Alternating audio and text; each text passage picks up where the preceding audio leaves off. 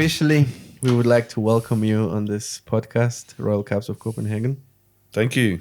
It's a We pleasure, are guys. super honored to have you with us, and thank you that you actually accepted our invitation. The honor is mine, guys. Right, Joel is our guest today. Would you like to introduce yourself a bit and tell us a bit? Introduce myself. Who do you think that you are, or what? Who do I mean, more in a way. Who do you see yourself to be? Who are you? Wow, guys, you're really Deep from the beginning. Let's Boom. Who do I see myself Yes, as? exactly. I see myself as a child of God. Bring it. Well, the easiest way to describe this is I'm born an Australian, so I've been living in Denmark for 7 years. So we had our 7th anniversary of moving to Denmark in December. So we were in Australia when we celebrated that, but yeah.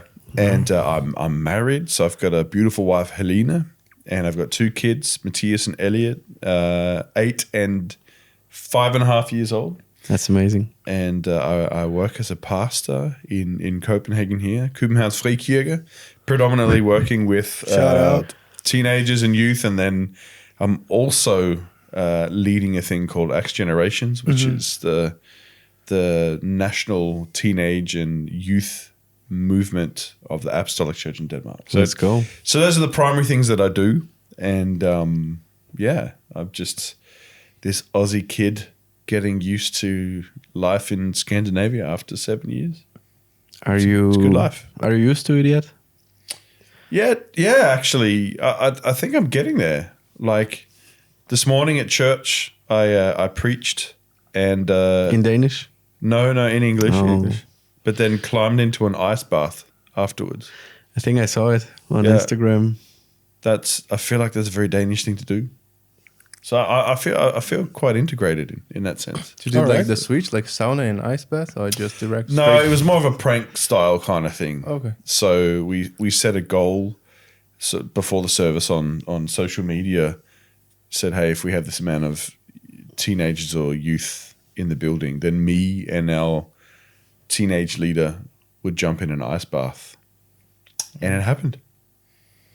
It was actually great. Okay, I wasn't complaining at all. He hated it. I loved it. So yeah. Right. You should, make it like a once in every month thing kind of thing. An ice bath thing? Yeah, Yeah. if we reach this number, we just go for a swim. Well, I think, it's a bit awkward going for an ice bath in front of people.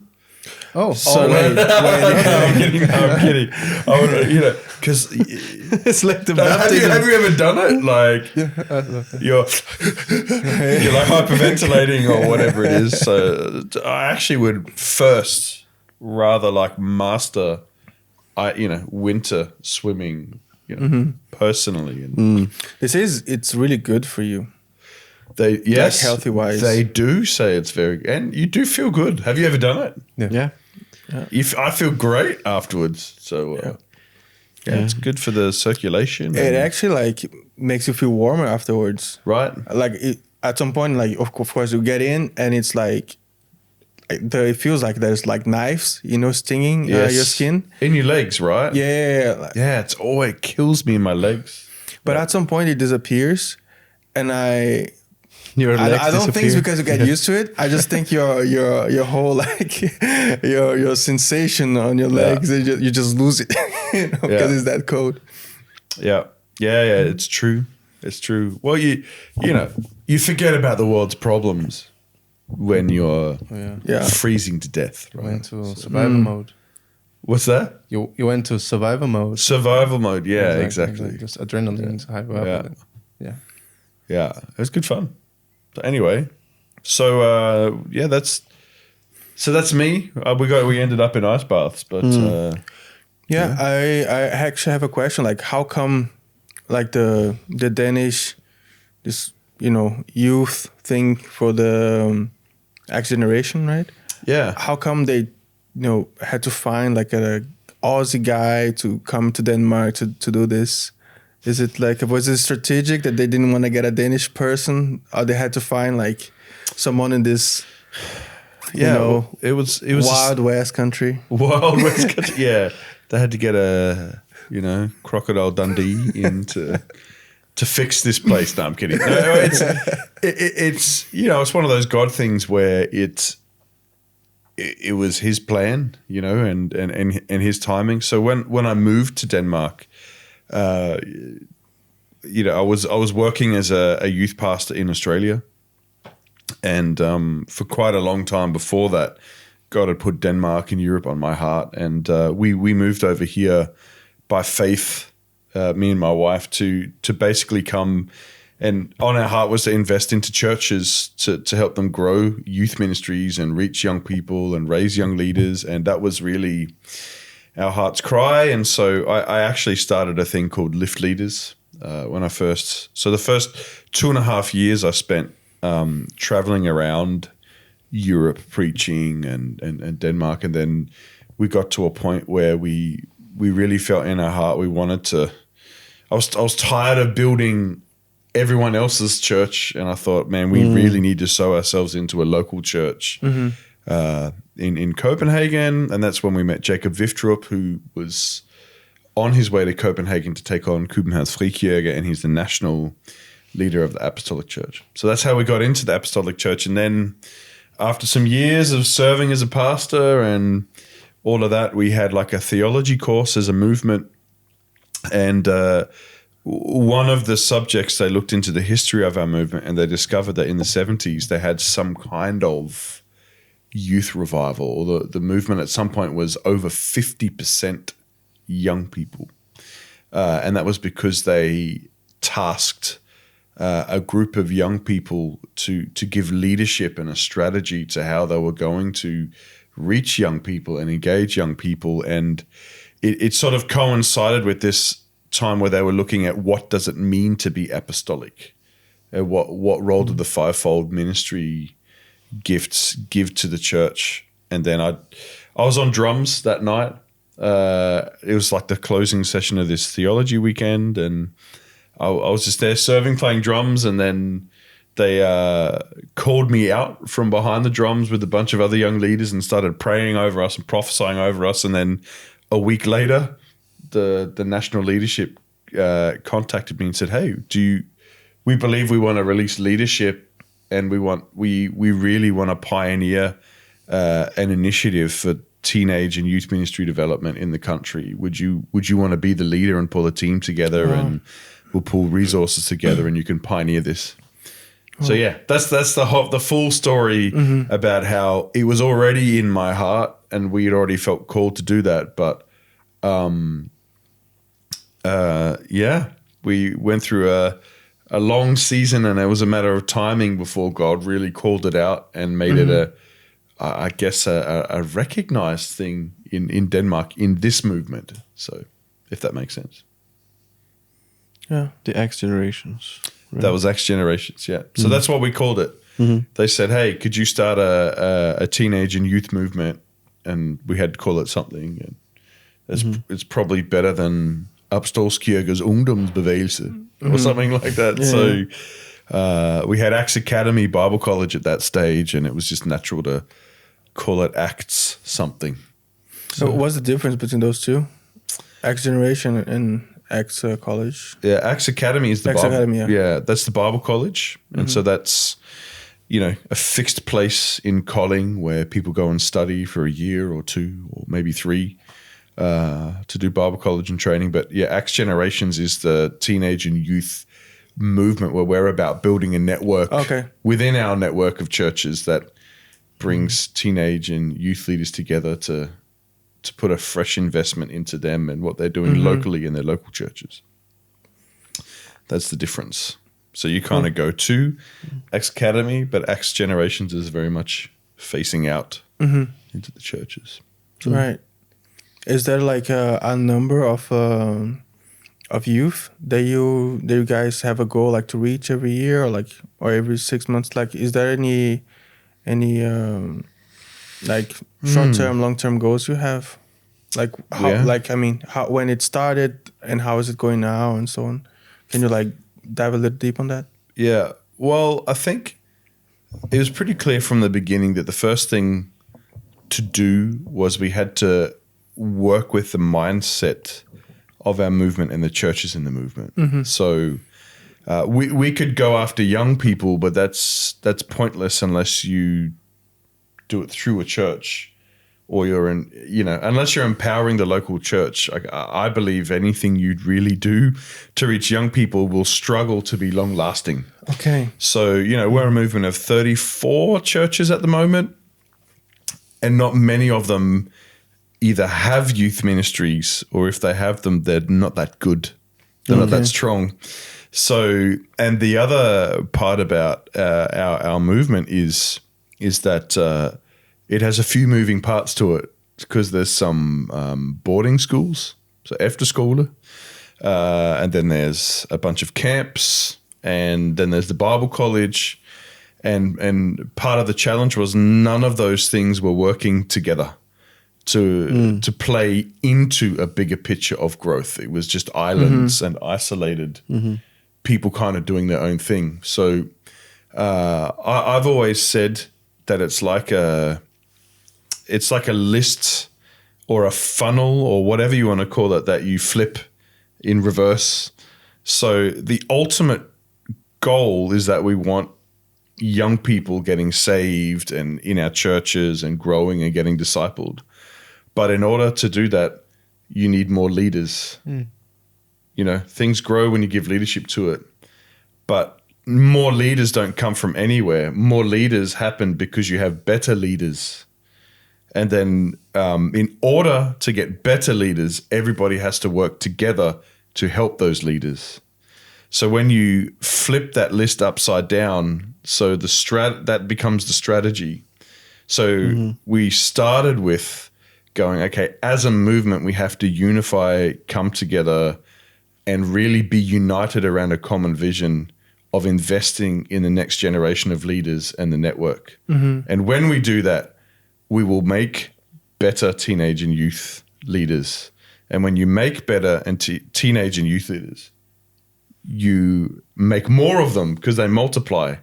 And when you multiply leaders, then you'll multiply the amount of young people that you can reach and serve. And that's so interesting. So that's kind of the 4-step strategy. So I really think we've done pretty okay at bringing the network together and investing in relationships. But now our next step is, okay, how do we help those who are already in teenage and youth ministry feel supported, have training, do a better job, have a better chance of being effective. And then from there, if you're an effective leader, you'll multiply and reproduce whatever it is you're doing. And then it snowballs from there, if that makes sense.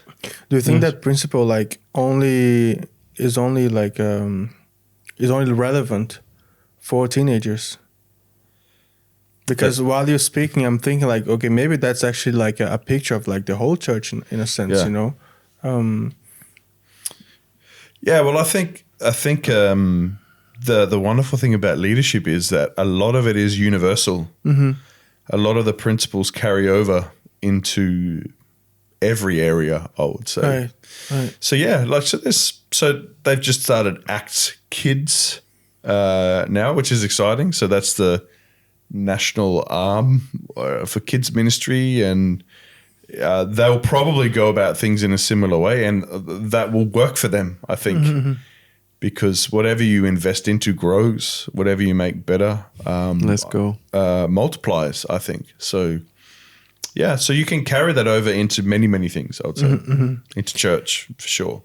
Yeah. So. How does it work on a daily basis, actually, like in full practicality? How do you do this? How do you make... Also, what you talked about, the way how you build leaders, how does it actually look like on a daily basis? Well, I guess it depends on which field we're talking about, whether we're talking about in the national arena or in the local church arena. Can we see both? Both, yeah. Well, so I guess practically for me, I split my time 50-50 doing both. But I mean, locally, I'm quite hands-on with our teenage and our youth ministry. And I guess for those people who might be outside of Denmark, when we say youth, we mean young adults. In Australia, there is teenagers, youth. Yeah. So I think I spend a lot of time with our teenage and youth team in Copenhagen, really helping them at the moment, quite practical with their planning. Mm-hmm. So it all starts with, okay, what do we want to do this year?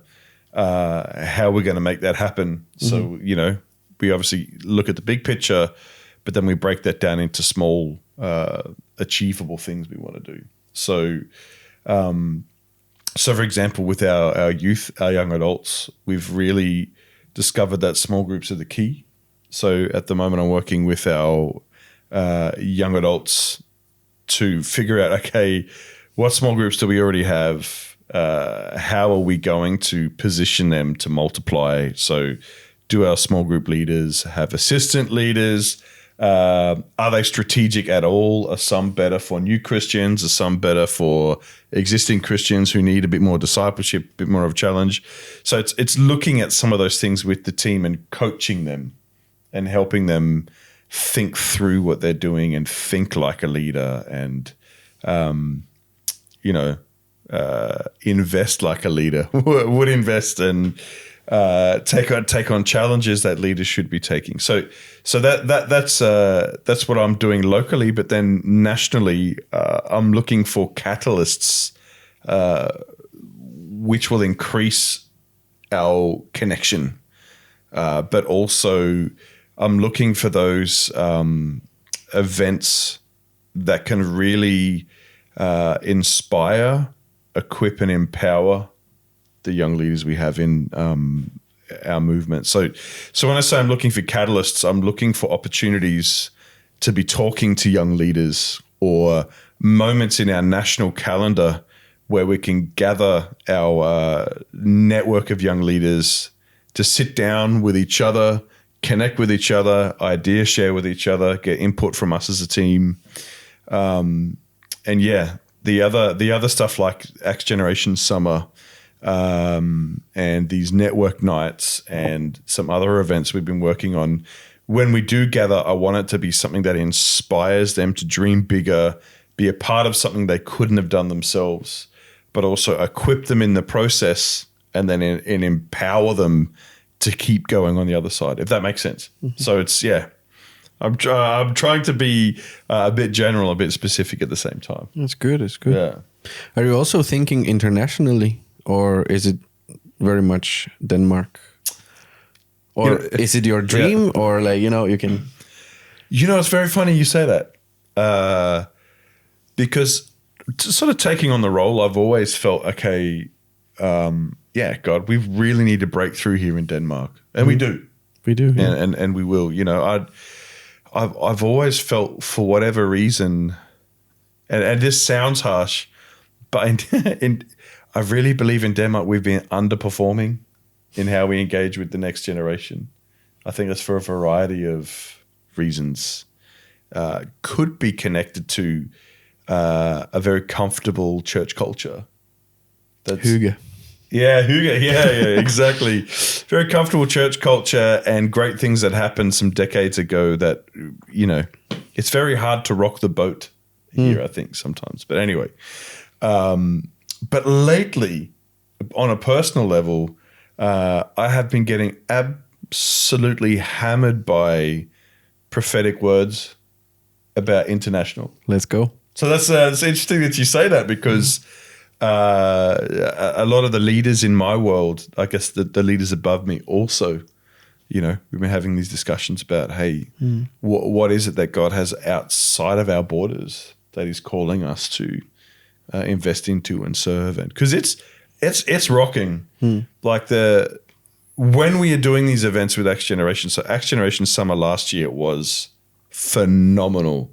It was significant what God did, and I think that's actually going to be something that's going to be a blessing to other countries in Europe.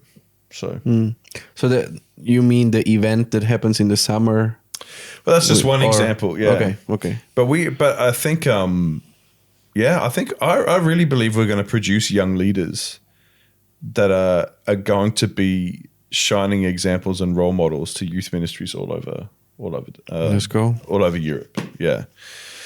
And also, I don't know if you've picked it up, but, you know, Danes are really talented people. Creative, hardworking. A lot of Danes are highly educated. I feel like they've got a lot to offer the world. I think Danish young people have got so much they can give to the world around them. And I think that's a waste if it's just contained to a small country of 6 million people. You know, I really believe there's a mandate on Denmark and on Danish young people to do something significant in Europe and around the globe. So, amen. Let's go. So yeah. So, but you know, there's so many great ideas out there, right? You know, and we all, and I mean, in my life, I have a bit of a testimony of what happens when you hit the wall because you try and do too many things at once. So it's often about timing and not running ahead of God and being faithful in what He's given you, and then being faithful with the next thing He asks you to do. That's actually very interesting that you said, because we had some discussions. Just actually, the season that we are living right now is kind of like we have many ideas within like us, also the company we are building, and also this podcast and other podcasts and all the things that we do, right? And I've heard this story once about some basketball player that was really talented. He was really working hard, but when the game time came, he was always running after the ball, so he couldn't really perform well. So he was always just chasing the ball, but never really got to play with it, right? And then at some point, the coach told him like, "Hey, you just need to slow down. You are good. I saw you. You are training. You're ready. You just need to slow down. Just wait until the ball comes to you, and then play your game." Which is kind of for me the picture of like, we are trying many times to you know, God is giving us these visions and dreams. We want to like do those things for God because it is also fun, right? And like we are passionate many times about those things, and then often we are running after it, but we are not achieving anything because we are just running after it, right? So then the point is like, just wait until God actually throws you the ball, and then you play your game and pull it to the victory. It's a really good analogy. Yeah. I think that's something in general that young people, it's good wisdom. I think young people could do with, hey, just relax a bit. It's cool. It's cool to have ambitions and want to get your university degree lined up and get your career on track and, you know, do something significant. But sometimes I think young people, you know, they're in a hurry, right? I think it's because of the social media. Yeah. Because you constantly see other people doing something, other people achieving something more than you, and then you see it and you feel like, oh, I'm late. Yeah. Like there are 22 years old that already are cleaning the oceans, or I don't know, they're doing crazy. I don't know. There's this guy I saw on Joe Rogan, and he was like super young, and he was already like doing some crazy things. And I was like, God, am I late? Am I delaying something by just waiting here, or like kind of not doing anything significant yet? You know? Yeah. So, what's your take on it? What's my take on that? Well, you know, this feeling of, you know, being late for the party. Yeah, that's a really tough. That's a really tough feeling to deal with, because I think we live in this sort of comparison culture. Very much. And people pretend like they're not comparing, but they are. If you have a social media account, you'll be comparing. You'll constantly be comparing, because you're looking at an ideal that people are putting out there.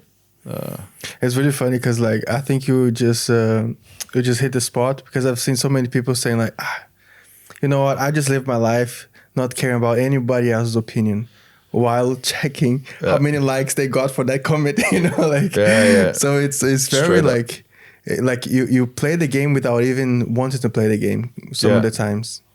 Yeah, absolutely. Or admitting it, right? Right. So, one of the best things I've heard in recent times, I attended like a conference in Aarhus at the end of last year, where a couple of youth researchers, like Christian youth researchers, they've done some studies on young people and youth culture and some surveys. And two of the things that stood out to me that they said that are facing young people is they have an independence problem and an interdependence problem. So what does interdependence mean? So when you're interdependent, it means that it's you and someone else or a community having to be dependent on each other. So you're individuals, but when you're interdependent, it means like, okay, we have to Depend be on together. each other. Yeah, we have to rely on each other. So, Okay. Yeah. So that one is one problem, that people don't rely on each other. Yeah, and so independence and then interdependence. So social media has made young people so independent because when they sit at home with their smartphone or iPad or computer or whatever, they have full freedom over whatever it is they follow. So whatever they watch, whatever they listen to, there's algorithms in there that keep feeding them similar things or tracks what they Google or watch or whatever. And people create this online world at their fingertips that when they're laying there at night or sitting on the couch or whatever, relaxing, they're scrolling through, I guess, this independent, not entertainment, but world which they've created, which is personal kind to of them. a bubble. Yeah. Yeah, exactly. Their own bubble. So in a way, they become independent because rather than going to helpful community to help them, they'll just Google stuff, or they'll follow a TikToker or someone on Instagram or whatever. How many reels or shorts do you see out there? It's like 5 tips to fix anxiety, or Yeah, a lot. So you shape your own world, but then because people are sitting alone with their little bubble, they have an interdependence problem because they don't know how to be dependent on other people. So usually community is what shapes and helps people, but it becomes more and more distorted because where are the dads, where are the moms, where are the big brothers? They were saying that often this generation is getting advice from their peers, but they're not actually getting advice from maybe people older than them or other people in the community who have that role of helping them. So that's really interesting because when you throw comparison in there, this independent, well, I can shape my own world. I can make my own choices. You live in an affluent society. I can choose McDonald's or Burger King, or if I don't want that, I can go choose my favorite vegan cafe, or you know what I mean? So that independence then creates an interdependence problem where people feel stuck. They don't know how to relate when they finally get into community. So it's very interesting, the point that you make. I believe there was also something that we were talking about like having an older role model, like or as a teacher or a mentor. Yeah, something that I believe that's very important for the youth, for the young adults and everything. And it was something that we were also discussing. Thought, hey, we need more mentors. Where are they? Like, were you mentored by someone? I don't know, father, some parents, or some even like a teacher. Did you have this experience? Yeah. Yes. I don't think. I mean, over my many years now, that hurts to say, I've approached one or two people. Hey, could you mentor me? Did they say yes? Yeah, actually, anyone who have asked to mentor me, they've said yes. That's amazing because I have tried many people, and I kind of get few of them said yes, of course, but some of them were kind of like, which is so annoying. Is it because they didn't have time, or? I think it's because older generations, they don't see themselves as they are worthy of leading. You know, that's my feeling, or that's what I'm kind of like seeing, that like older people, they feel like, oh, I made so many mistakes, or I'm not good enough to be your mentor. How was your experience? Yeah, well, it's funny because I kind of went to leaders, right? So I would say there's, when you are already a leader and a pastor, there are actually some things that maybe are easier for you. I mean, it's hard. It's hard being a pastor and a leader, but so when you are a young leader, young pastor, and you come to like an older pastor, normally they're like, yeah, okay, cool. Yeah, if I've got time, I'm good. But I mean, I also mentor people the other way, and I'm familiar with the feeling of like, yeah, I really do want to help you, but I don't know what to do yet. Mm-hmm. I don't know how to help you yet. And so I think that could be a deterrent for some people. They're like, you're asking me to be a mentor. Man, that's a big responsibility. And I don't know what to do. I don't know how to be a mentor.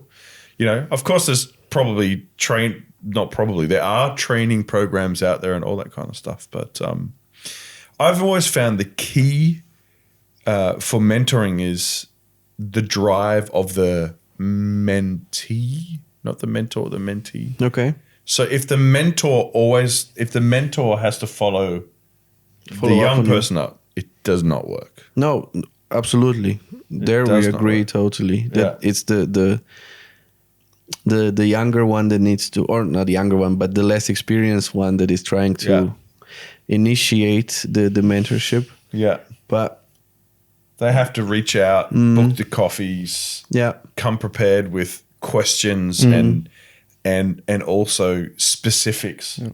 Hey, I really need help with this. What's your vibe on it? Because one of my when I think about mentor, I think about, for example, let's say Jesus, and his disciples. Like, hey, come and follow me. Everything that I know, everything that I have to teach, I want to teach you, and so you can become like the mentor, or just a glimpse, Yeah. And or when you see like the story of like Paul, that he was the kind of the smarter kid. He knew all the law. He was sitting in the Sanhedrin. He was like from child, or like from young age, like mentoring by other, let's say, rabbis, and then grow and in learning. And I think we need this kind of, not only the hunger from the youth people, but also the older, awareness, maybe. It's like, hey, I want to take them and like guide them, and then really go. Let's say go deep. As you say, that maybe the young generation is very easy to lose their attention. You need to be very quick and very let's see what's the trend thing, so I catch your attention. Otherwise, you're not losing. Big time. Yeah. Yeah.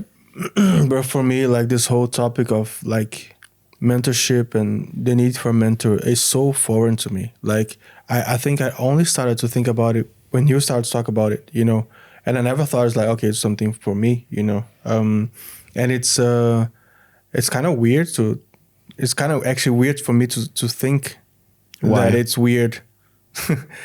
that is weird that I don't have, like that I haven't had a mentor, or like that it's something that maybe for certain cultures, or maybe a previous generation, was like a common thing to think of, like, okay, I need someone to show me the way.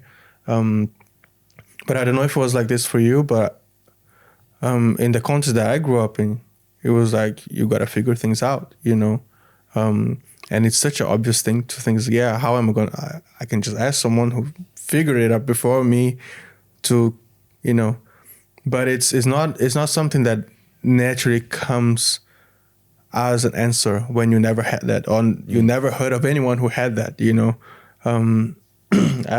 I saw like in the business world, did this start become like a big thing? Some years ago, I heard people talking about like having mentors, and especially like paying for mentors and things like that. And so I thought, okay, maybe again, that's their thing, you know. But I think the whole concept of mentorship, although it's a modern word, in the past they just used the word as disciple, right? Like so many of the big philosophers, they were mentoring each other, you know. So there was like Plato, and then there's, I forgot the other names, but it's so interesting, like the reason why they were so impactful at that time is because one learned from the other, you know, and how much impactful were the first disciples, because they learned directly from Jesus, and those who came right after them, they learned directly from Peter, Paul, John. So it is a very important thing, and I think we kind of lost that. Very much. So I actually think maybe we actually, like you said, you know, like mentorship works best when the mentoree is the one, mentee. You know, mentor. How do you call it? Mentee. Yeah. I don't know how to say. I think it's mentee. Mentor. Yeah. Yeah. In Australia, we have this candy called Minty. So I can't think. Mentor and mentee. That's how I know it. Yeah, But it works best when it's the guy learning that is pursuing it, you know. But maybe nowadays we actually need to first, I think I need to learn that concept in itself, like the need of, like, for someone to be able to speak into my life. But maybe I think it is important to teach the next generation the importance of it, you know. Yeah. So you know, I think for now, I think it's a critical moment, actually, you know, where we gotta teach them that they need to be taught, you know. There's an interdependent problem. Yeah.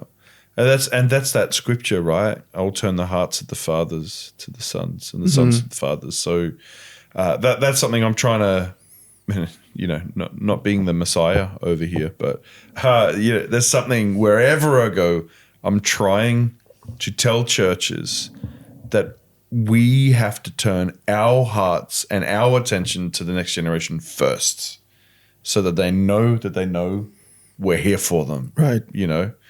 And it works when they turn their hearts towards us, because then that's when the connection happens. If we're waiting and ready and sowing into them, then, you know, when they turn around the other way, it comes good because it clicks. But I think the whole thing about mentoring, right, is it's good when it's incarnational. I love that word, you know. Incarnational. When if something is incarnational, it comes alive, or it's in person, or it's alive, or it's living. And that's what Jesus did. It was incarnational discipleship. So he was in person with them. You know, he met with them. He spent time with them. They ate together. They stayed in the same places together. You know, so it wasn't just, you know, turn up at 2:00 on a Tuesday afternoon and we'll have a coffee. Right. It was like, our lives. You're in my life. You know. Yeah. And you're seeing me in this situation and in that situation, and I'm seeing you and how you respond to it. One of the best books I read on this is called Talmudim. It's by an author called Paul Clayton Gibbs, who unpacks the discipleship methods of Jesus as he's following the rabbinical, you know, Hebrew tradition of discipleships, and having Talmudims, being a Talmud, that's actually a title or a type of disciple. Whereas in Western culture, we have a Greek way of learning. So it's a different way of learning. So the Hebrew or the Middle Eastern way of learning is come with me and experience, get hands-on, try this stuff and learn as we do it together. And then afterwards, I'll teach you and fill in the gaps in your understanding. Or I'll explain stuff to you. You know, and we'll work it out. We'll understand it later. Whereas the Greek method is come and I'll teach you. I'll educate you. I'll give you information. Then I'll send you out, and you can concrete what it is I've told you by getting hands on. Right. And so that's a key, because I think sometimes as churches and as leaders we go, sit down a minute, I'll explain this to you or teach you. Right. Now go out. So we act as like travel agents. I'll tell you how it's going to be. I'll tell you about life. I'll tell you what the issues are, what you're going to encounter, and then now go and remember what I've said. But whereas mentors need to be more like tour guides. Hey, let's walk this through together. We'll stand side by side and we'll be in each other's worlds. And you're there when the rubbish is happening in my life. I'm there when the rubbish is happening in your life, or when the victory is happening in my life or your life. So it's incarnational in that way. That's how Jesus did it.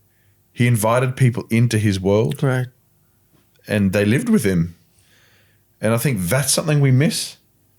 We don't have that kind of link where we are in other people's worlds that much. We're at work, we're at university, or we're at home watching YouTube. Yeah. You know, so That's Hopefully so our true. podcast, right? hopefully, yeah, exactly. There's also like a big difference between like the Greek thinking and the Hebrew thinking, or what came before, like this more like I don't know how you call it, the Oriental way of doing things. Middle Eastern, Education systems, kind of. Yeah, because they also like the Greek way is like very objective, you know. This does this and this and that, you know. Like I will give you the answers. Yeah. While the other way is more like is reflective, you know. As I was like, I'll give you the questions, you know. You can see it throughout the book of Psalms. It kind of gives the context, but doesn't give you straight an answer. You see, like in Proverbs, the same thing. Or it's kind of like you gotta be able to put the puzzles together in a way. And Jesus also, in the way he was teaching, many times the disciples, they would come with like straight like question answer, like tell me this and this, why this is like that, and he would often not give the straight answer. He would just answer with a question. He would tell, he would often like ask back or just tell a story, and you're like, how did you even answer that? You know, like, but you know, that makes you. I think that style makes you more engaged in it. Like it makes you reflect, makes you like put yourself in the shoes of the story or of the context. And I feel like that way makes you like puts the responsibility on you, right? And the other way is like it's like the Greek way puts the like gives like the responsibility on the expert. Yeah, exactly. It's like a professor mentality. Exactly, like it followed this. I'm gonna give you, and then like it's like square head, like you know, clear cut. Accept this and follow this, you know.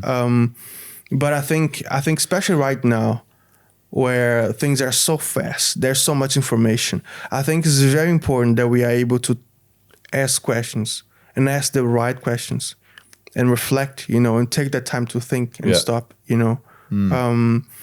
Because how often you take your phone and you spend hours mindless, just like doing this with your thumb, you know. Totally. Have you ever been to a psychologist? Yeah, I think I've been, but only because I had a problem to read, so they just I needed the paper to get he doesn't know how to read. Okay. No, that was what is that sickness called? When dyslexia. Yeah, that one. Okay. Right. That was the only. I've been twice. Psychologist? Yeah, like on my teens. Right. Yeah, because I mean, you know, Christians have different, you know, beliefs about all those kinds of things. But for me, honestly, having a psychologist and going to a psychologist has been one of the best things ever. Right. And the interesting thing about my psychologist, I would come with an issue, and I would get a question. You know, so you know, sometimes if I would really push her, hey, can you please tell me what's wrong here? Can you please tell me where I'm not, you know, I'm not thinking about this right? Often she'd be like, she'd say, well, what do you think is going on? So when I burnt out real bad, that's a whole other story. you know, I was sitting there and I was really angry with myself. How could this happen? You know, I had a ministry called Lift Leaders. Like, I'm the guy who's meant to tell young people how to lead well and lead healthy. And you know what she said to me? She's like, imagine you're sitting in a room and there's a young leader who's just burnt out. What would you say to them, Joel? Take it easy. Exactly. And I was just like, oh. So rather than her telling me, Joel, you're overreacting, take it easy, relax, she was like, what would you say to someone who's looking at your life about the decisions you've made and how you've handled things? Mm-hmm. Instantly, I was like, oh, you're right. I would have grace. Right. I would say, hey, it's okay. You're learning. It's all right. You're not a total failure. And so for me, just simply asking a question or asking me to ask a question of myself totally unlocked a whole other understanding. And that's right. So learning to ask the right questions is really powerful. Man, I had so many long talks about this topic with a friend, and we like discussed a little bit the fact that we tend to treat ourselves in a way that would never accept anyone to treat us like that, or that we would never imagine ourselves treating someone else like that. But it's like, because it's us, we're like, you're so stupid for thinking that, or it's so like, why would you ever say this, or that was so dumb. But you never said that to people. No. You would never say that. Why is it okay to do that with yourself then? Yeah. Well, I think there's a lot of there's a lot of personality elements in there. Right. I think. Right. Yeah. We all, for some reason, we always hold ourselves. Well, maybe not always, because I've actually met a lot of people who probably should do a lot more. You know, they're quick to blame other people, right? But often, if you're a healthy person, you will hold yourself to a higher standard than other people, because everybody wants to be perfect. Yeah, but the trick is, how can we do that with grace? Like to not lower the standard, but keep it high, but also have that grace, you know, to cover it in a way. And I find that a little bit challenging sometimes, you know. I say, hey, Kim, it's okay. Like, you know, it's not the end of the world. Grace? Yeah. What do you guys think? For me, it's easy. I talk to my wife, you know, and she points the mirror directly at me, you know. Like, when I go some weird places in my head, I talk about it to her, and then she's like, okay, so you felt like this, this time, and this time. I already told you this and this and this, and then, so what would you do? So yeah, she's asking me questions, and then we go through it, and then I get calm again. Everything. So you've got good interdependence with her. Absolutely. So maybe that's, guys, you should get married. That's what I'm saying. You guys dating anyone? You know, no irons in the fire yet. If there's any single ladies, you know, you can send your CVs. I can look through it. Confident guy. Send your CVs. Yeah, we'll go through that here on Royal Cubs of Copenhagen. Exactly. Podcast, send your applications. I'm accepting them. We'll read out the criteria. And, you know, I'm not very picky. You're not very picky. No, it's good. It's good. But maybe you got to change your strategy. Maybe you got to start saying you're picky. Okay. And then they'll be like, whoa, I need to try and win this guy. Hey, you know what? I need a mentor. You need a mentor? Oh, dude. Yeah. I don't know if you're probably a better mentor. I don't know. I wonder. How old were you when you got married? 21. 21? Yeah. Or 22. 21 or 22. I can't remember. You probably need to get clear on that. Yeah. I bet you your wife would know. Yeah, she knows. Yeah. Even today, like, we were talking at the table with some other people, and they asked me, how old are you? And I'm like, It changes every year. I don't know. It's like, I think right now I'm 26, if I remember correctly. Then I checked it with her. No, I said to the table, I'm 27, but then I checked with my wife and she said, no, you're 26. I'm like, oh yeah, I'm 26. So with me and years, me and time doesn't really work. I think there's too much interdependence. I was 29 when I got married, so you know, maybe you were good. I mean, okay, for me it was super easy because you just go to a place where women has, or like go to a place that you expect people to have the same values as you, and spend as much time as possible in there. And if that place is not really nobody interesting there, change the place. Don't waste your time on.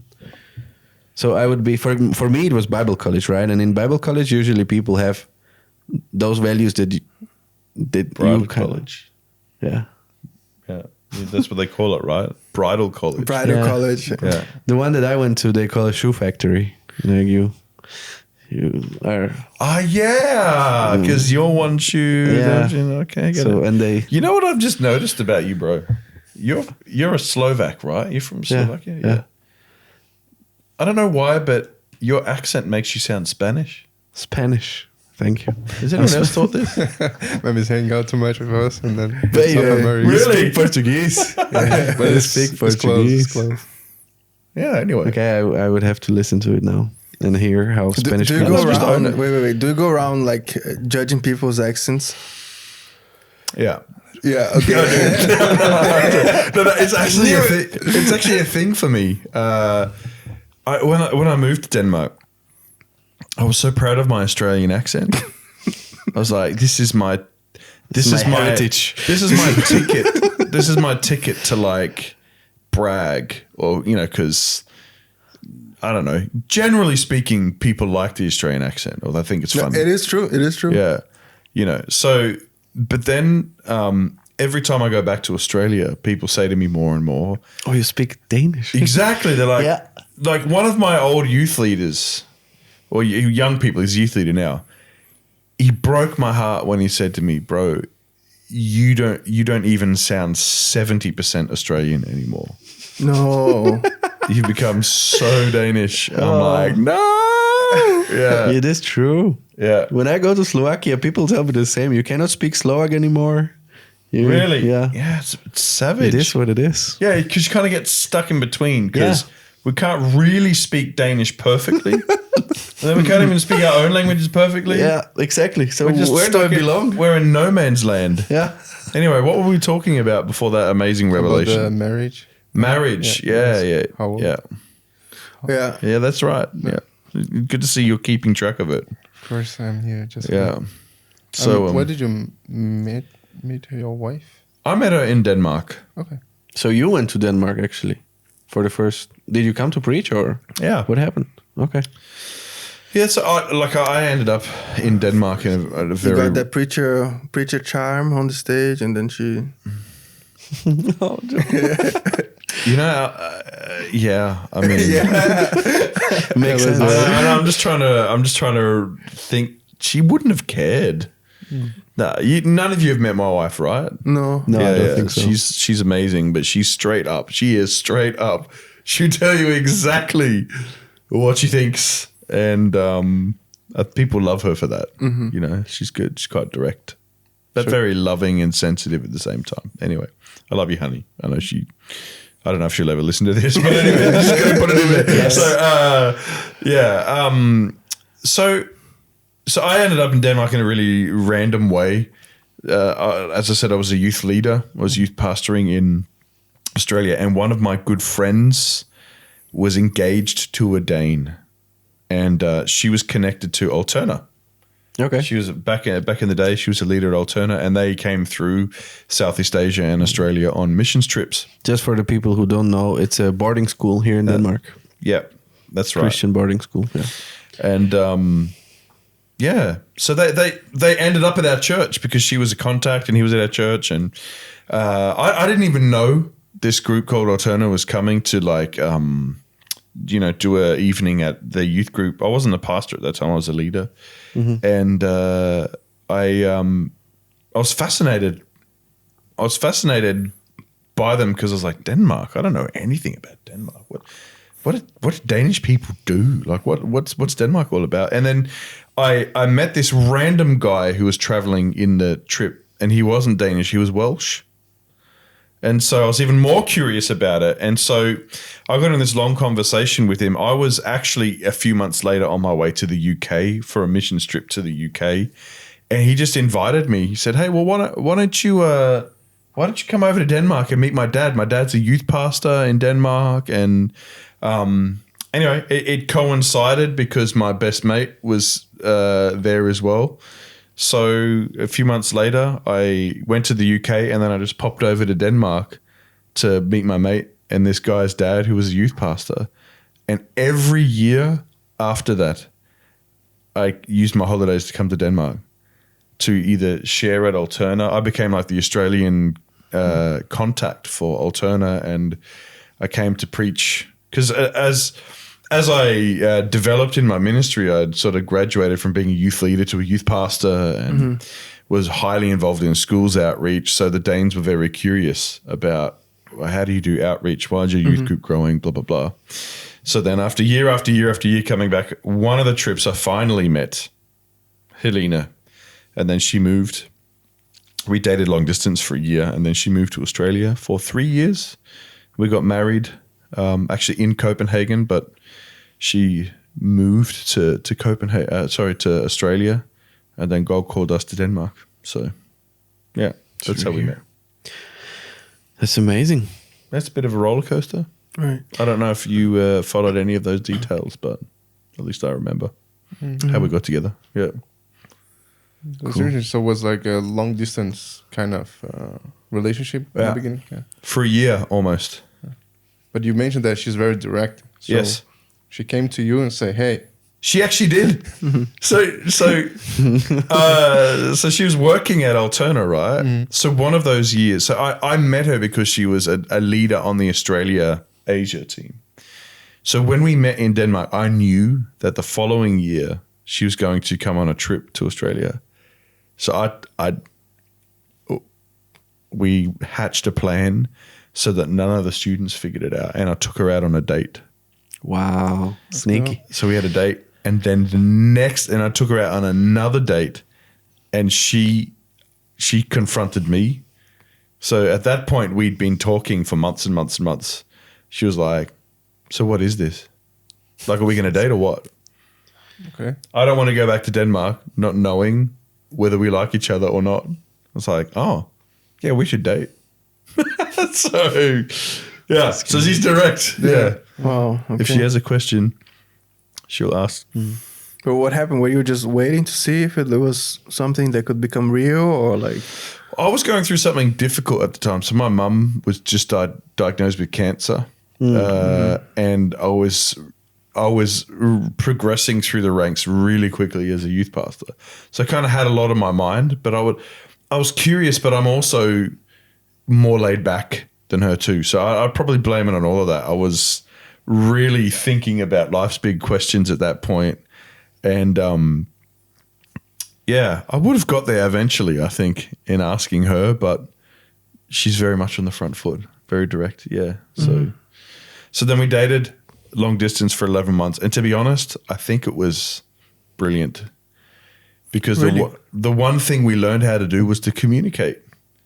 I think when young people date, they get all caught up in, the physical stuff, right? Especially church kids. If you're a good church kid, or say if you're in ministry, you're like, finally, I've found a hot person to cuddle, or, when are we going to kiss? Or it gets very physical, very emotional. But when you've got someone on the other side of the world and you've just got a telephone, you got to talk. You know what I mean? You can't kiss and cuddle and, get all smoochy in that way. I think it was the best thing for us. I almost think we are better at talking on the phone than in person. It's not true. Really? But yeah. I feel like we really know how to talk stuff through.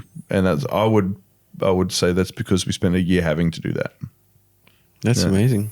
That's so interesting because usually it's the other way around. People say like never do long distance, it's the worst. Yeah. But you say it was like the best for you guys. Yeah, of course. I think it probably doesn't work for some people, but for us, I don't know. We were determined. Wouldn't you say that there's non-Christians that would say usually long distance is no? Maybe. Oh, that's interesting. I don't know. I didn't. Because then it would be obvious, like they cannot have sex. So why would you stay committed to somebody that is? Bruh. I need to check my data. There's plenty of Christians. Yeah, of course. I'm not talking about that, but yeah. Just. But it's written.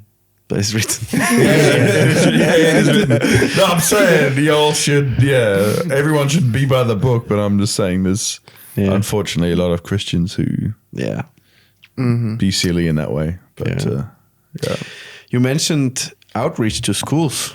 Yep. I would like to dig into that because that is actually something that we are working towards.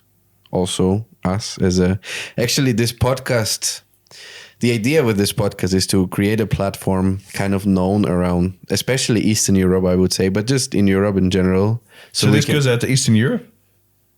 I mean, this is a platform for Eastern Europe? It's on YouTube, right? I mean, it's on YouTube. Yeah, it's just like we kind of want to create a name so we can then like make. So the idea would be we gather a mission team in here, through under this whatever this is. Once we also make some buck under the Cub umbrella, under the Cub umbrella, the Royal Cub umbrella. We gather some people. You know what? I'm sorry, I keep interrupting you. With no, let's go.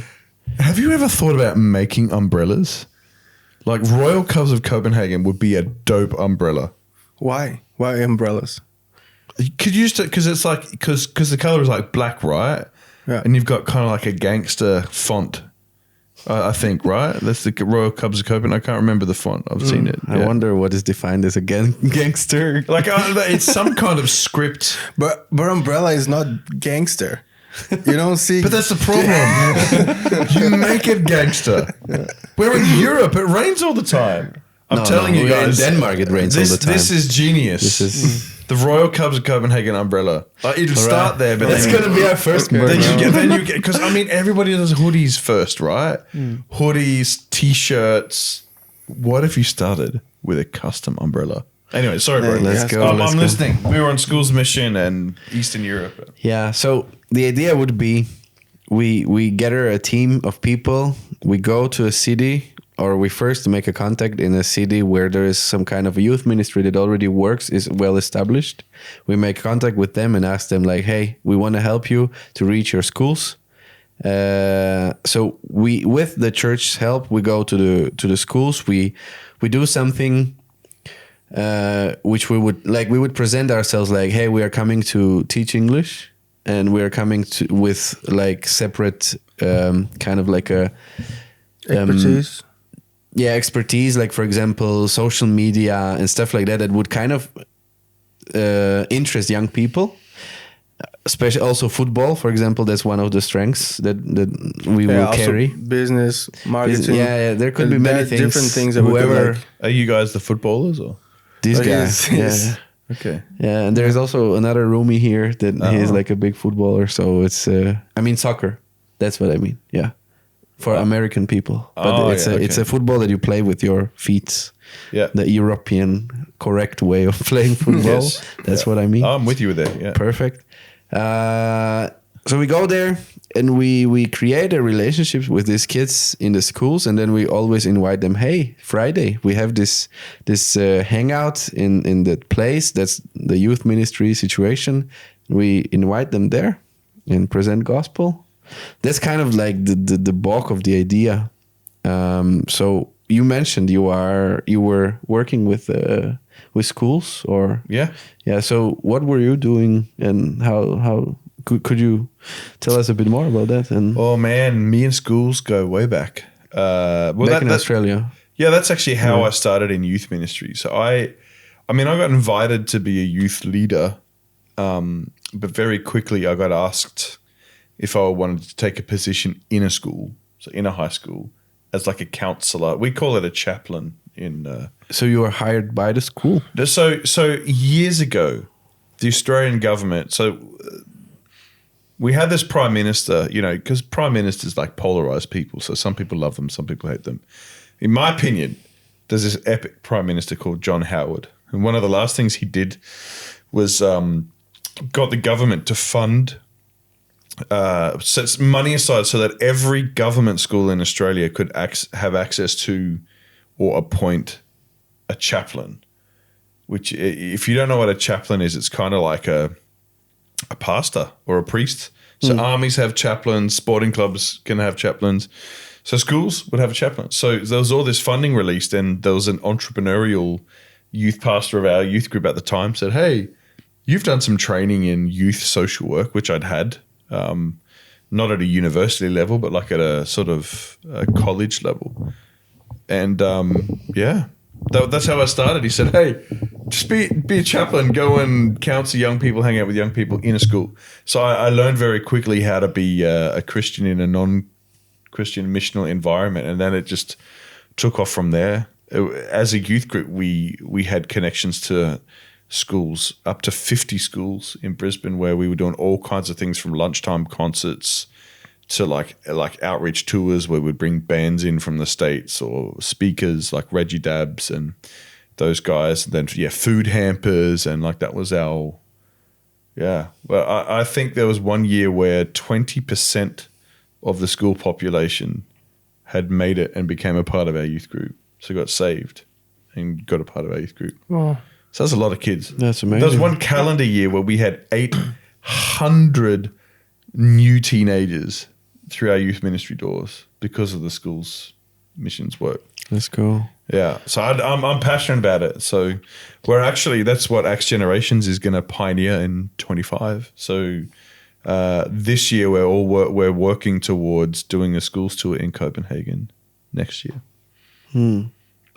What would you like? Could you give us some advices? Yeah. As we also want to do something like that. What would you say is good to focus on? I'm curious as to why you want to do it in Eastern Europe Okay, so the idea is in the Eastern Europe, I don't know. I'm from Eastern Europe, so my heart definitely is there also.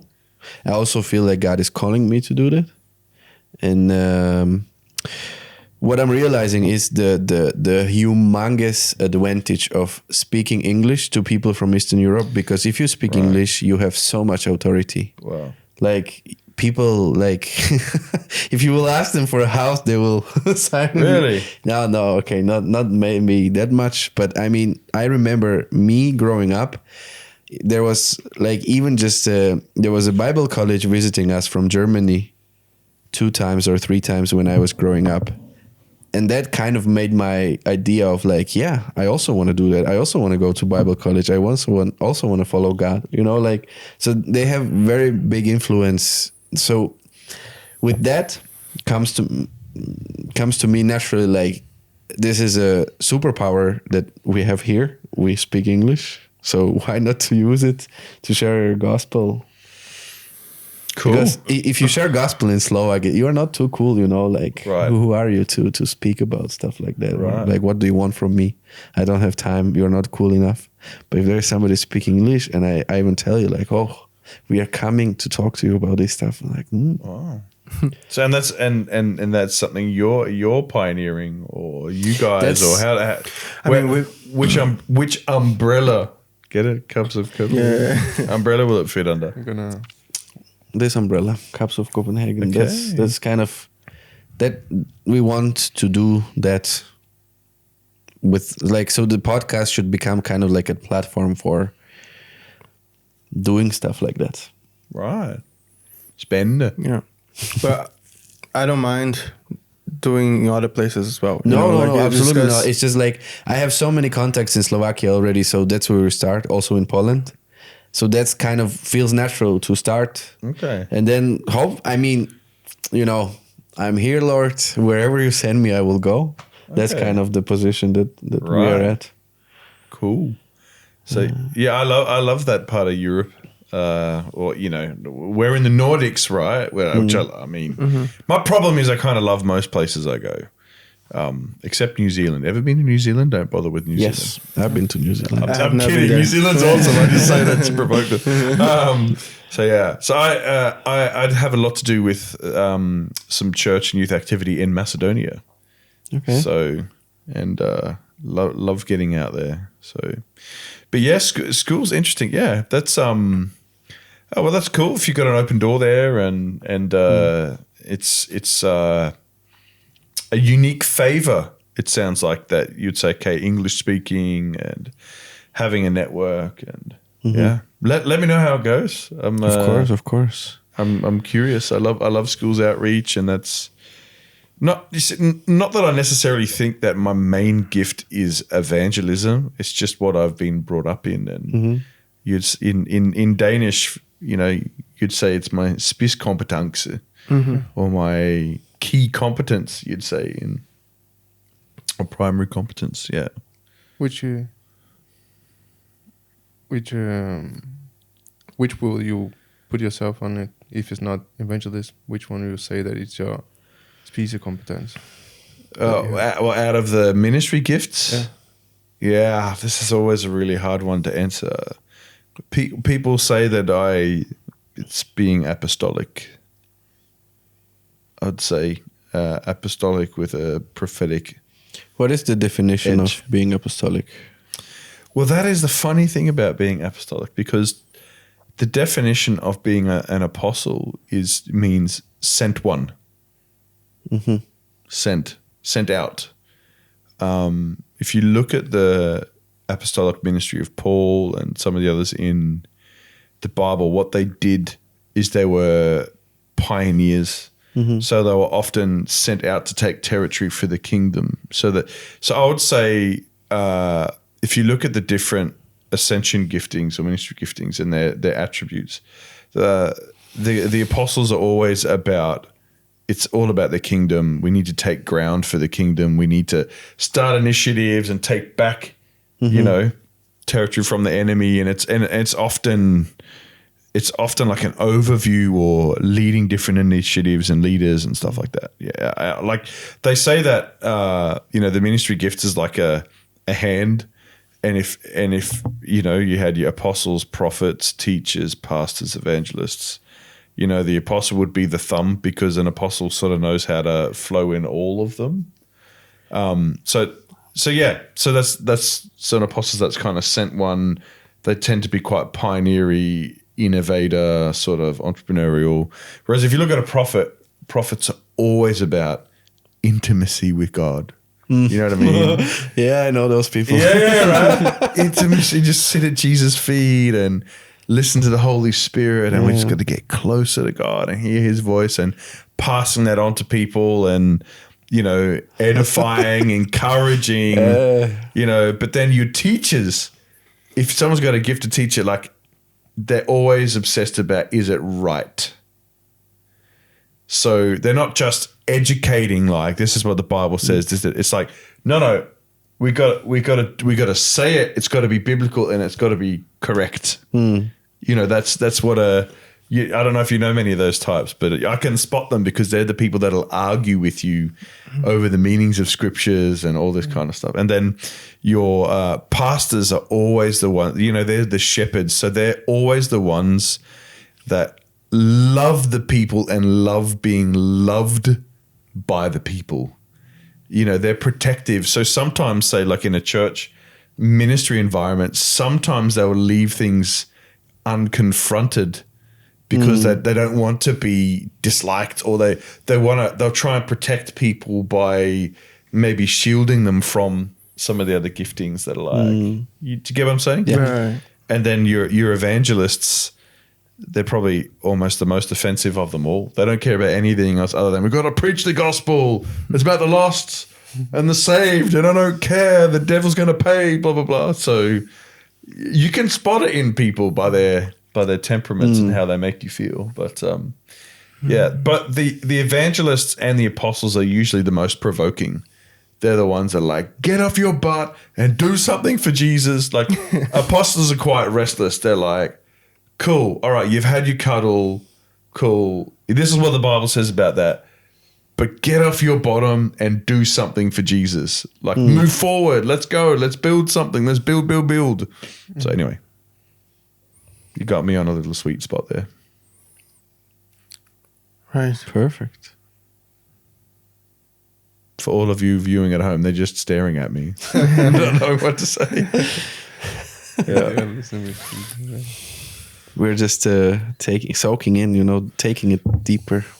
We're trying to comprehend. Which one do you think you are? Me? Yeah. I think I see myself as an apostle. Mm-hmm. Also, because just the entrepreneurial, and I just cannot sit on my butt.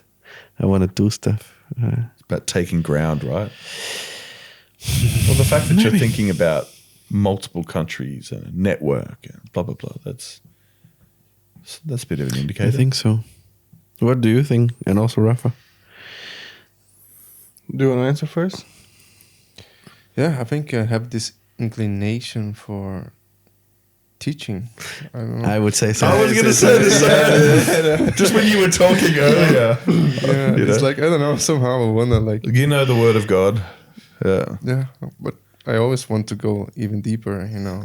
But also I don't know, when I'm talking about the word of God, it's something take over. And we just really, I find other examples to go through a topic that it means, or I don't know, I came like some creativity to how to explain this better for this person that's in front of me, Yeah.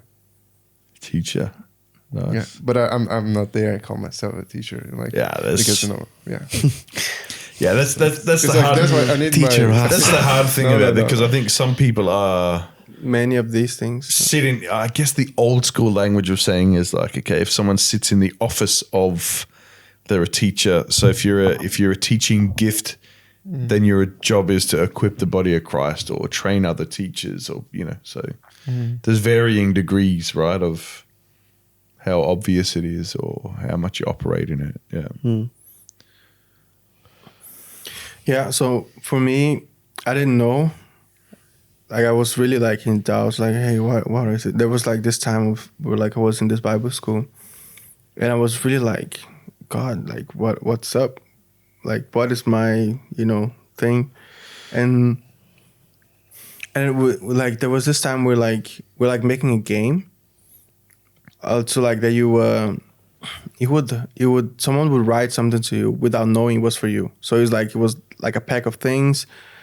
It was like you had to pray, and then you had to write something for that person, and then you would take the thing, So it's like a prophetic thing that they would do with the paper, and you get. And I remember praying, like there was a period I was praying about this, and then I picked my paper that someone had written something for me, and it was written evangelist. Okay. There was like just straight up, just written the word like evangelist, and then I remember like I wanted to know, like I was like, what? This is like such a straight answer, and I wanted to know like who wrote that for me, and I found out it was like this. There's no freaking way she would ever know this, because it was a little girl. She was like, I think she was like 7, 8 at the time. So she was also part of the game. And then she had written, she had written the word evangelist, and it was exactly what I was asking God about. I was like, hey, which one of this, of the fivefold am I like leaning towards, and it was this one. Now, before you said it, I was also thinking, because we never talk about it, but I was thinking before you said it that I see you as evangelistic. How do you feel when you hang out with Christians? How I feel? Yeah. Let's go. I mean, I feel good, Oh, that's good. Oh, you're a nice guy. Yeah, so. Exactly. I just know some evangelists who are like, Christians annoy me, man. Just get me out there and I'll talk to non-Christians. Man, I think I'm actually very like personality-wise, I feel like I'm the opposite of an evangelist, because a lot of like the people that I know that like have a really strong gift in evangelism, they enjoy speaking to big crowds. They're like out there and like they enjoy the spotlight, And I don't think I'm like that. And it was actually like a long process with God. It's like, hey, like I'm not like them, you know.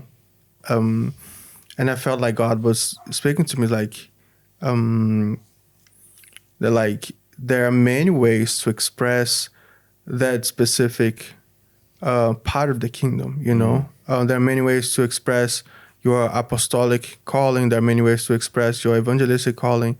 And for me, I felt like what gives me a lot of life in expressing that was actually just sitting and having a conversation with someone in front of me who doesn't know Jesus, you know.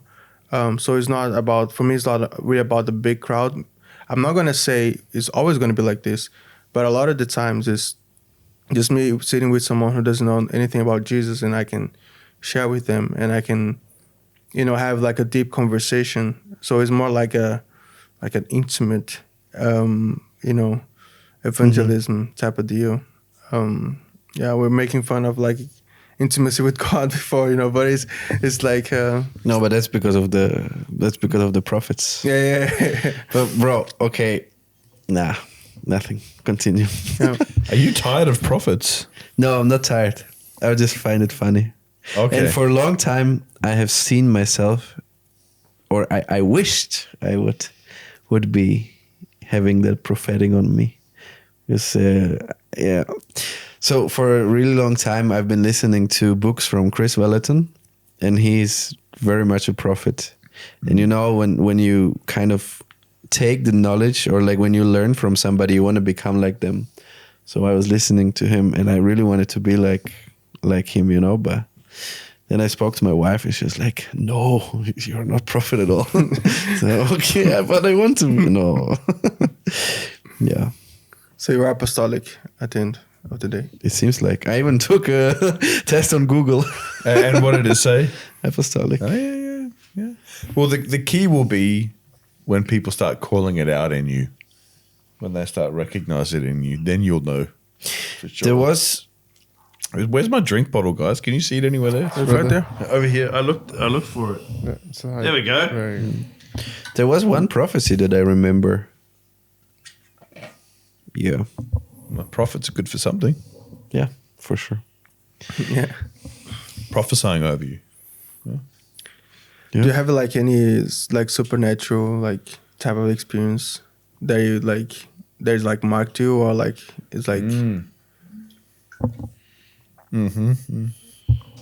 So I'm drinking. Supernatural experience.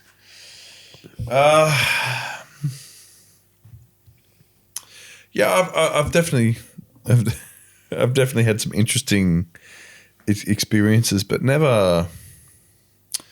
Like, I've definitely seen some like full-on demonic manifestations and stuff like that. all right. Yeah, that was pretty wild. I mean, I've had some good encounters with God too, but I think for me, yeah, probably the best supernatural things that have gone on when God has done miracles of provision in my life. When I'm like, okay, God, this is not going to happen unless you make a way somehow, or you find the money, or give me the money, or something like that. Yeah. So, there's a few of those stories. So, Cool. Yeah. Is there any like? Do you mind like going into detail and share something? it depends on which one you want. I think one of my favorites, and you know, it's probably the easiest for the audience to hear, I guess, rather than weird stories about deliverance and stuff. But so when God called me to Bible college, like, it required an utter miracle, because there wasn't any sort of like fee help or anything like that. When he called me to study at Bible college, it was like, you got to go. And I was like, I don't have any money. This is impossible. I can't afford the fees. And so, you know, random people. So I decided to go, and random people that I would not even know would just walk up to me and give me envelopes with cash in it saying, God wants you at Bible college. Where are those people in my life? Like, I remember I got through the first year of Bible college and there were some really powerful moments. Like, so I think it was like into my second semester of the first year, I'd had no money. My car had broken down. I couldn't even get around, couldn't even get to Bible college. And I'd got a letter from the Bible college saying, hey, the deadline is like tomorrow or something like that. You've got to pay. Had no money. And then I went to a worship team rehearsal.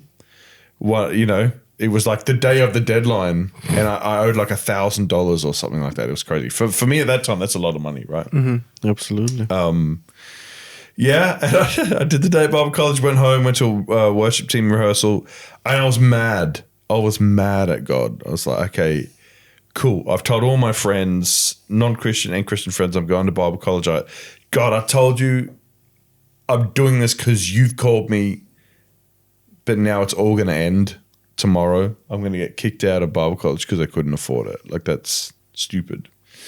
And anyway, did the rehearsal, all that kind of stuff. And a guy that I don't normally, like an older guy in the church that I didn't normally hang out with, he drove me home because I had no car to get home from the worship team rehearsal. And we were just chatting away and blah, blah, blah. And then he's like, oh, I've just got to pull in for some petrol here and fill up the car. And pulled into the driveway when I got home. And I was like, okay. Well, thanks for the lift home. And in my mind, I'm thinking, cool, I'm going to go to bed and I don't know what I'm going to do tomorrow. And then just as I went to shut the door, I said, hey, wait. Pulled out an envelope. Here's $1,000. You need to pay your college fees in the morning. I was like, how do you know? How did you even know that I needed $1,000? Like, that was crazy. That is crazy. Just out of nowhere. Boom. Last minute. Bang. Here's the money. I'm staying at Bible college. Was it a prophet? I don't know. Everyone That's can crazy, right? Like, everyone can prophesy or get a word from God. You know, that's not the definition of prophet. Yeah, of course, yeah. But then in the second year, I was like at a prayer meeting early in the year, and this lady walked up to me who I'd never seen before. She just looked at me. She said, "There's something special about you. You're in Bible college, aren't you?" I'm like, "Yeah." She's like, "Me and my husband own a business. We want to pay for your whole year of Bible college, but also come past our office and pick a car. We want to give you a car." Let's go. Really? So it's like, for me, that's crazy, right? It's always been those miracles cool. of faith and provision and stuff like that. So God's been so good. Actually, that family helped me raise money to get to Europe. So the second time I came to Europe, if they didn't help me with the finances, I don't know if I would have started traveling and preaching and ministering and stuff like that. So God's good, man. So those are the kind of the stories in my life where I've just been blown away by what God does. Yeah. I really would like to become such a man. You know, like, here you go. Be blessed. Do you take risks? No, I mean... Oh, you mean you want to be the giving of the money? I thought you're like, I really want to be a man where I'm getting the money, blah, blah, blah. I mean, I do think I'm taking risks, and I'm believing steps. I'm believing God to show up. But you want to be the generous one. I do want to be the generous one. That's good, bro. Yeah. Be that guy. I'm trying. You know what that means, though? Yeah. You got to start with what you have. Exactly. You may have a little. That's what I'm trying to do. Even if it's 50 kroner, find some young punk in your church. Be like, hey, God wants to bless you with this. I was believing for a Happy Meal. And I only got 2 cheeseburgers. Yeah. Oh, man. How much is Happy Meal? It's not 50 kroner, right? It's more. It's got to be around that. Like the whole combo? Yeah. Yeah, I think it's way more than that. To be Really? honest. Yeah. I mean, I got kids. They eat Happy Meals all the time. I'm getting fleeced by McDonald's. I'll buy that, by the way. Have you tried the paprika burger? Yeah, I've tried. Yeah. like it or not like it? It's alright. Yeah. Yeah. Is it new? Oh, my favorite was what they did some years ago. It was a truffle one. Oh, I never tried that one. It's like it's the good old days, man. Like it was the best. It was the best. Good old days. Bro, it was like 4 years ago that they had one. They had like the truffle. So freaking good. I don't know why I never tried that one. I don't know why I thought is truffle's kind of like a mushroom, right? Yeah. Yeah, see, I'm not a mushroom kind of guy. That's maybe why I steered away. It's not quite a mushroom. Like it's a very specific taste. It's very specific. Nothing like mushroom to me. It's bougie, right? Yeah. Yeah, it's a super bougie thing to have truffle. Yeah. It is very expensive because they need like a special. I think it was like pigs. I think it's javalis. I don't know if you called the name the javalis. I don't know if it's the same name. Like those pigs with some. Oh, like a hog. Okay. Yeah, they need those to. I'm getting educated here. Yeah, to get the. You're welcome. Yeah, I think Italy is famous for like, having those places where they have those. Yeah, they. Isn't it crazy though? You harvest. can get truffle anything at McDonald's, like if it's expensive. No, but it's not real truffle. Like, truffle like, flavor. No, they make an oil out of it, so they buy truffle oil. Okay. Like that's the usual thing. Like if you go to a restaurant, not like to a pizzeria, and you ask for like a truffle pizza, they're probably just sprinkling oil on top of it.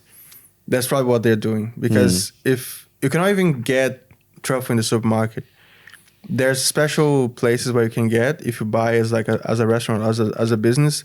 But like you can like small quantity like this is very expensive. You know. So then I feel like we have to ask the question: what is your favorite pizza item ever from McDonald's? Oh. For me, I go first. Pretty clear. But aren't you the soccer guy? The football guy? That's why I'm the going fitness first. guy. You're the guy with the protein shake. The only thing that I like from McDonald's that they don't have anymore, at least here in Denmark. I know it. Chicken nuggets. Yeah, no, but it is the spicy ones. Oh, it's spicy. Because the normal ones I don't really like chicken nuggets. But then when I found out, first was when I was traveling to Norway, that they had those spicy ones. I like my life a little bit more spicy than Come on, bro. I do too. Yeah, I really enjoy that Spiced chicken nuggets. But they cut, and it was very carry some kind of a spice with you in your backpack. and then put in everything. And then when you buy it, You know what? No, it would be intense. There's an epic. Do you go to the UK much? No, I don't. If you do, try Caribbean food. Caribbean food. Oh, Yeah. Like there is some amazing like Jamaican chili sauces, and try jerk chicken and stuff like that. So I brought back this amazing West Indian chili sauce from the UK. It tastes do you have so the name? good. do you know the name? Yeah, Encona is the brand. ENCONA. Encona West Indian chili sauce. Perfect. I will. When I finish here, first thing, Google it, bro. Google it, check it out, Yeah. see how spicy. It's pretty spicy. Okay. It's right on my limit of like what I think is enjoyable or not. It's that All right, right there. pleasure and pain. It's right. When you on. can feel the taste of the food, but also get a little Yeah, bit spicy. exactly. Yeah. Yeah. Okay. You? What's your me, favorite? my favorite from McDonald's. I don't have favorites in McDonald's. Come on, brother. I know. Chicken salsa. Wasn't that your favorite? No, that's not my favorite. That's just like a daily driver. So A daily driver. it's like I don't need to think about it. Like I don't. If I don't have to, I don't want to take more decisions that I need to. So it's like order is ready. So practical. So there's always like 2 chicken salsas, 1 tasty, and then those cheese nuggets, or what is it called? Chili cheese tops. Yeah. I put them into the salsa. Make it into. That's a great idea. Oh, brother, you're a beginner on this game, man. Like I was buying the bacon, Yeah. the chicken bacon. No, not chicken bacon. The Mac bacon. And I was buying the chili cheese tops and put inside. So you have bacon, you have all the stuff like the burger, and you have the chili cheese tops inside. Oh, now I need to go to McDonald's. Bro, I was just saying, even if my wife was listening to this podcast, she wouldn't have listened this long. I'm so going to McDonald's on the way home. No, I think I'm gonna join. No, I'm feeling it. Yeah. Oh man. Okay. So, all right. So then, what's your favorite? My favorite, was either the truffle thing that I'm never gonna get. Oh, that's right. You said that, didn't you? Yeah. But they made a chicken burger recently. It was before the pepper thing. Right. It was the Japanese style or no? Yeah, maybe it was like it was like a chicken On the commercial and they had like recipe. Okay. I told everyone to get it. Right. I told him to Oh get yeah, it. I didn't really. I was kind of like, okay, it's fine, but it's nothing special. That's No, it's because of I think the sauce makes the difference. And McDonald's products are like children. You know, McDonald's products are like children. You know, It's like what you. they're special in their own way. You know, but everybody does secretly have a favorite. Yeah. What was your favorite? Don't ask me which my favorite child is. Like on that note, what is your favorite kid? Yeah, I can't reveal that. My favorite McDonald's item was the Cadbury Cream Egg McFlurry in Australia. Have you ever tried Cadbury Cream Egg? I didn't even hear that. Like it sounds like a tongue twister when you say it. Cadbury, is a brand of chocolate. Oh, okay. Yeah, I guess you get it in the UK and Australia. And then cream egg it's like a chocolate Easter egg, but it's got like like a cream filling on the inside that looks like an egg and like caramel and stuff like that in it. It's amazing. When you put that in a McFlurry, that's just next level great. Yeah. That's so interesting. Yeah. Because I would never pick like a sweet thing as my favorite. I wouldn't either, but This one was that good? That thing was just out of this world good. Yeah, it created problems for me, financial and health-wise. Okay, let's end it here then, and let's go to McDonald's. Yes, yeah, man, that is the only wise thing to do. Okay, thank you, Joel, for coming on the podcast. Thanks for having me, guys. It was fun. Yeah. You're always welcome. Go the Cubs. Yeah, Let's do go it again. Once the umbrellas are Yes, I will get an umbrella. we're gonna send I you promise you, I will get an and we're umbrella. gonna invite you as the father of umbrellas. This is what's going to fund schools revival. Let's go. Selling umbrellas. But I mean, okay, not joking now. I'm actually following one Instagram profile where the guy is making custom umbrellas. Like, so if you want to have an umbrella with a suit, so it fits your suit.